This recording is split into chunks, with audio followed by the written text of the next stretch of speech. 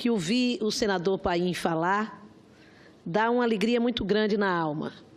E eu gostaria de, antes de falar sobre o tema que vou falar, me solidarizar e agregar o meu pensamento a tudo o que o senador Paulo Paim falou em relação à reforma da Previdência. A mais injusta e a mais cruel proposta de reforma da Previdência já apresentada por qualquer presidente da República. Mas, senhor presidente, senhoras senadoras, senhores senadores, a nova Base Nacional Comum Curricular, anunciada no último dia 6 de abril pelo MEC, irá definir o que os mais de 49 milhões de estudantes das redes pública e privada do país aprenderão em cada etapa de sua formação pedagógica. O texto será entregue a representantes do Conselho Nacional de Educação para avaliação, antes de ser homologado pelo MEC, e prevê aplicação prática somente a partir de 2019. Mas eu quero me ater a um ponto específico da nova Base Nacional Comum Curricular, a alfabetização. O texto proposto diz que, nos 2 primeiros anos do ensino fundamental, a ação pedagógica deve ter como foco a alfabetização. E o ensino fundamental, pelas novas regras, tem 9 anos de duração, atendendo estudantes entre 6 e 14 anos de idade. Isso significa que o processo de alfabetização se dará para as crianças com 6 e 7 anos de idade, nos 2 primeiros anos dessa etapa, como previsto na BNCC. Então, eu pergunto, por que alfabetizar só aos 7 anos? Se os filhos da classe média e dos ricos se alfabetizam aos 6 anos ou até antes? Por que não aos 6 anos, uma vez que os alunos das classes populares já podem ingressar aos 4 anos na educação infantil e aos 6 anos no ensino fundamental? Antes, as autoridades educacionais e professores alegavam que os filhos dos pobres não podiam ser alfabetizados nem aos 7 anos, porque não tinham maturidade ou familiaridade com o mundo letrado, ou não frequentavam a educação infantil nem a chamada pré-escola.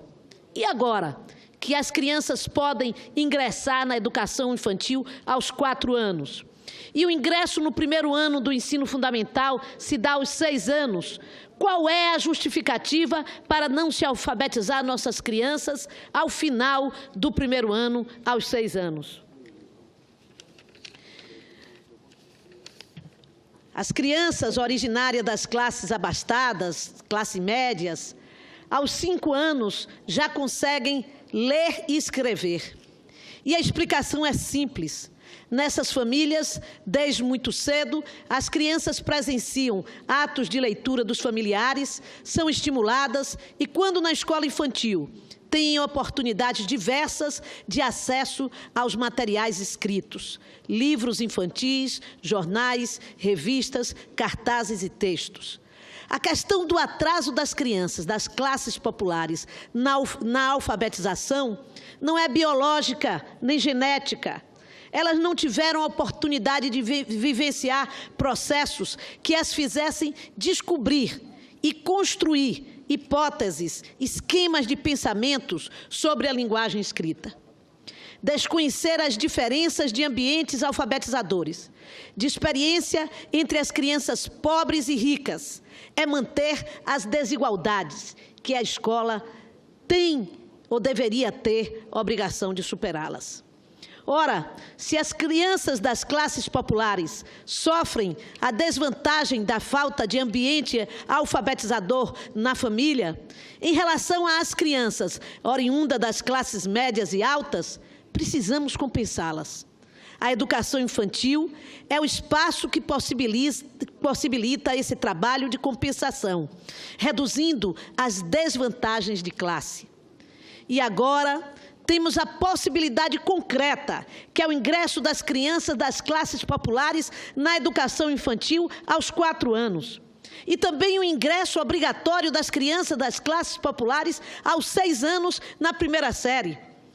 Temos que nos desvencilhar dos falsos conceitos de que a criança precisa de maturidade para aprender, de que aprender a ler e escrever é perder a infância e outras concepções ultrapassadas sobre a aprendizagem e intensificar já na educação infantil o acesso das crianças aos livros, presenciando atos de leitura, realizando muitas atividades que envolvam a leitura escrita, possibilitando-lhes a construção de hipóteses inteligentes, de esquemas de pensamentos sobre a língua escrita para a alfabetização.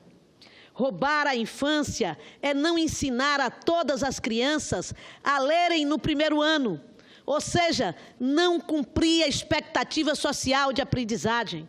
Isso sim, rouba a infância, maltrata, destrói a autoestima, rouba-lhe o futuro e quase sempre perturba a vida educacional, quase sempre levando ao fracasso escolar, à revolta, aos comportamentos incivilizados e até violentos. Por isso, melhor que definir meta de 7 anos é construir classes de alunos desde os 6 anos, bem de acordo com o núcleo comum de conhecimentos, nunca misturando crianças alfabetizadas com crianças sem alfabetização.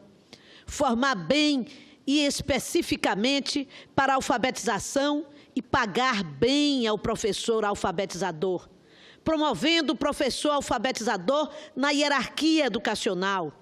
Investir todos os recursos que as ciências da aprendizagem disponibilizam para alfabetizar a todos aos 6 anos, ou seja, no primeiro ano do ensino fundamental.